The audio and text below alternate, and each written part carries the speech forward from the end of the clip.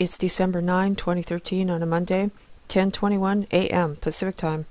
Up next, Australia determined to vaccinate by release of aerosolized GMO vaccine. This is by Dave Mihalovic of the Viral Post. It's dated December 4, 2013. And there you see a big old chemtrail plane. The Office of the Gene Technology Regulator, OGTR, is on its way to approve a license application from PaxVax, Australia, for the intentional release of a GMO vaccine consisting of live bacteria into the environment in Queensland, South Australia, Western Australia, and Victoria. According to the regulator, it qualifies as a limited and controlled release under Section 50A of the Gene Technology Act 2000. PaxVax is seeking approval to conduct the clinical trial of a genetically modified live bacterial vaccine against cholera. Once underway, the trial is expected to be completed within 1 year, with trial sites selected from local government areas in Queensland, South Australia, Victoria, and Western Australia. PaxVax has proposed a number of control measures they say will restrict the spread and persistence of the GM vaccine and its introduced genetic material. However, there is always a possibility of these restrictions failing and infecting wildlife and ecosystems. And let's read more on that. Aerial vaccines have used in the United States directed towards animals by the use of plastic package dropped by planes or helicopters. Sanofi, who is one of the largest vaccine manufacturers in the world, has subsidiary companies such as Mariel Limited, who manufacture Raborol, an oral live virus poisonous to humans yet distributed wildlife in the masses. In 2006, Michael Greenwood wrote an article for the Yale School of Public Health entitled "Aerial Spraying Effectively Reduces Incidence of West Nile Virus in Humans." The article stated that the incidence of human West Nile virus cases can be significantly reduced through large-scale aerial spraying that targets adult mosquitoes, according to research by the Yale School of Public Health and the California Department of Public Health.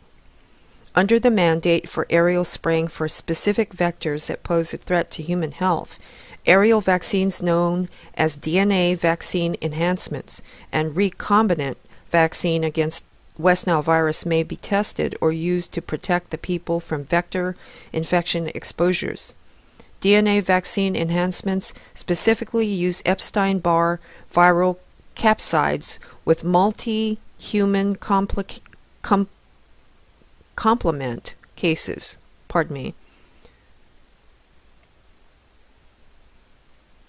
DNA vaccine enhancements specifically use Epstein-Barr viral capsids with multi-human complement cases to activators to neutralize antibodies.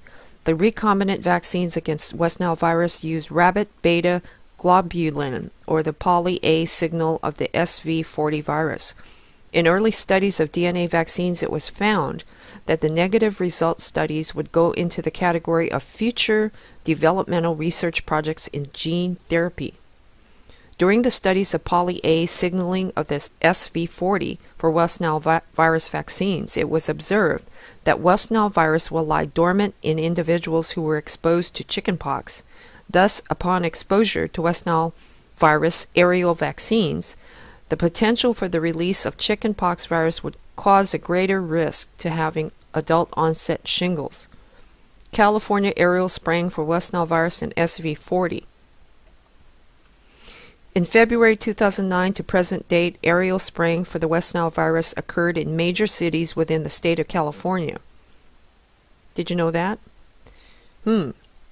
During spraying of Anaheim, California, a Caucasian female, age 50, was exposed to heavy spraying while doing her daily exercise of walking several miles. Heavy helicopter activity occurred for several days in the area. After spraying, she experienced lightheadedness, nausea, muscle aches, and increased low back pain. She was evaluated for toxicological mechanisms that were associated with pesticide exposure due to aerial spraying utilizing advanced biological monitoring testing. The test results, which included protein band testing utilizing protein-coupled response methods, were positive for KD45. KD45 is the protein band for SV40, simian green monkey virus. Oh, gee. Oh, boy.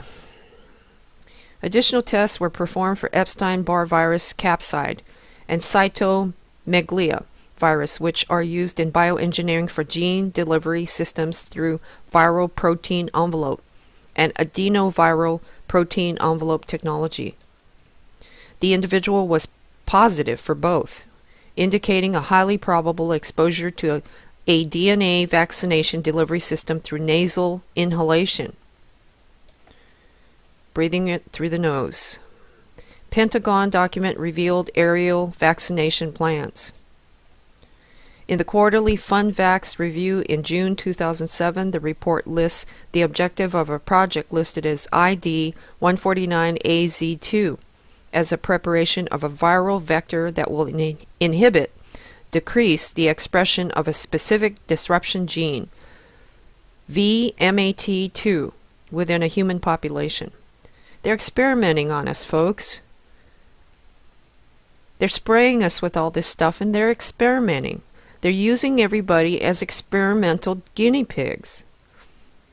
Doesn't this say all that you need to know, folks?